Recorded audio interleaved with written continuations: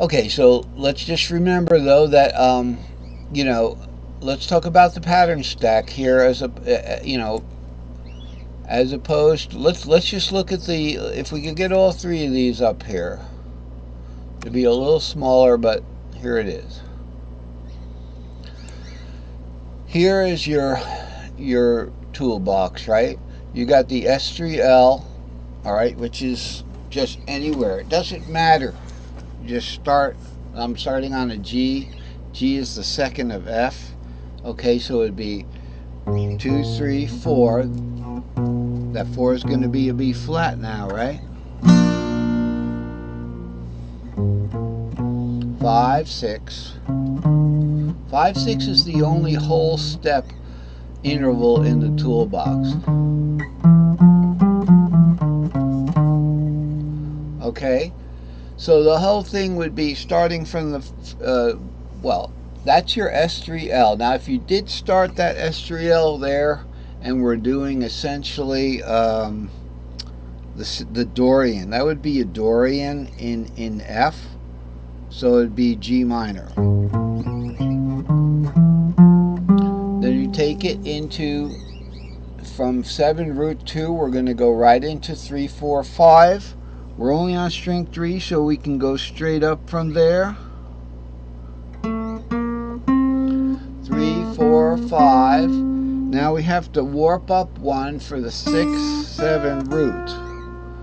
Okay. And then we're going to duplicate the bottom part of the S3L there, which is 2, 3, 4, because that's where we started.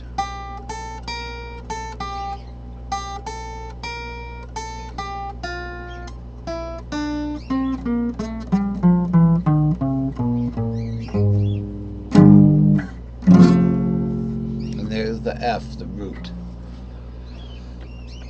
So that is just a little review that it works in any key. That was the key of F, and that was a Dorian in F.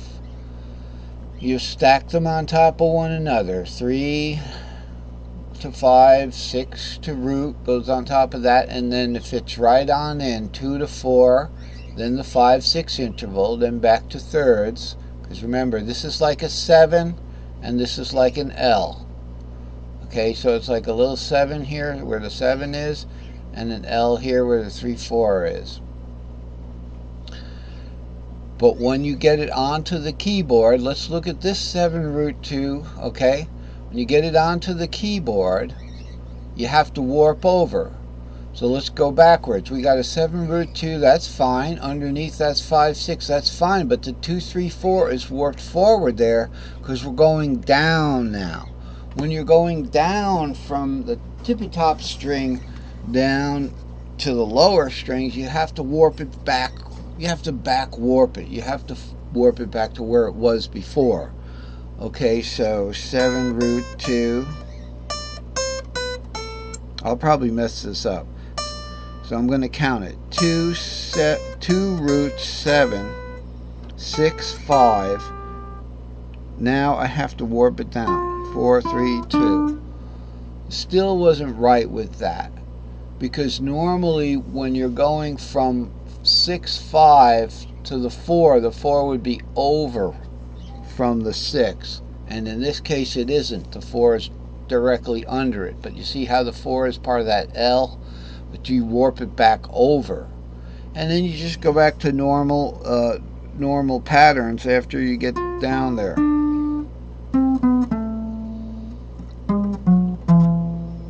And then the top of an S2, S3O.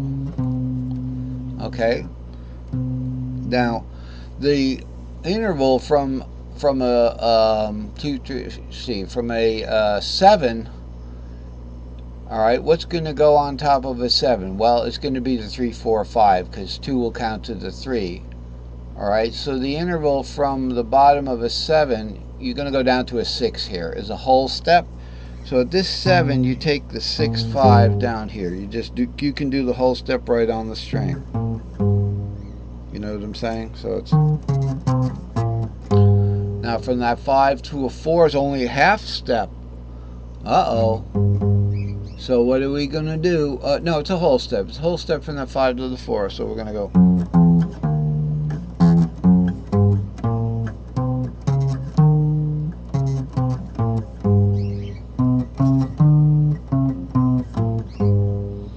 So once you know the interval in between the lines, you can do that on the string. If you want to move up and down a string like that, you can do that. All right. I'll have another one, and this right here is should be self-explanatory. In the major cages, okay, and we have these diagrams here. This is your E. If this is the main fret nut on the guitar, this is the E, this is the G, this is the A, this is the root. Okay, now I know guitars have like a dot on the 5, they'll have one on the 6, but then they'll have one on the C sharp or something like that, you know, and then another whole step up to the a minor third up to the octave. That's not the way this goes. All right.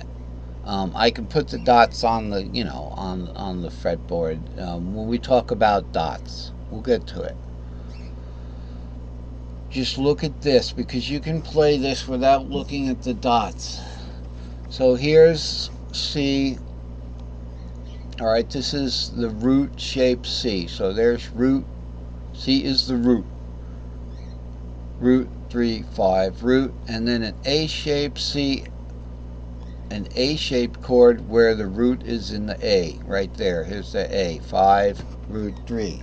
So C being the root down here is going to be root 3, 5. Now this 5 root 3 is second inversion, so it's going to go, okay, and then we go G, where G is the root. Now we have a G-shaped root. Okay, so it's actually in this cage. We're not going over, we're overlapping. So the G overlaps with the A. Here's C, A, G, E, D, caged. So the G-shaped root is going to be root 3, 5 from this root. Okay, it almost sounds like this. It is the same tones, but this one's up a fourth, but hot, you know, down a fourth and up a fourth on the string. 6 or half a dozen the other. Okay, so these are the same notes right here. This one's up a fourth on the string. This one's up a fourth on the same string. And this one's on the next string. I'm sorry, I kind of made a mess of that concept. People who know how to explain that better. So that's what these guys are right here.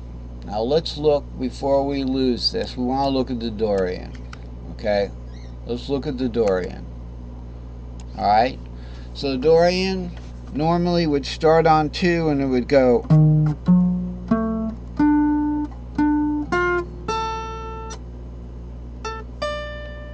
like that. But we don't want to, if we don't want to play it across 2 or 3 cages, because it starts in one cage.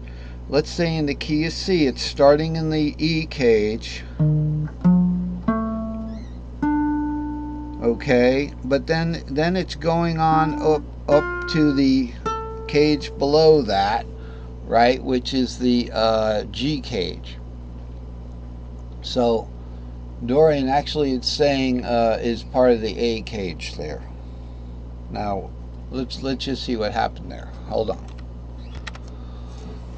Alright, I know how we got messed up a little bit. We were going to play this. This is the pattern that you use to climb up that A-shaped. But in actuality, we have to warp it over to play it. Okay, but that's the pattern as the patterns go. There's your A-shaped fourth. Remember, when you're playing a Dorian is the second minor. All right, and we're going to take this into the next segment. Okay, so there'll be a little pause. Dorian is the second minor, 1 up on a pentatonic scale.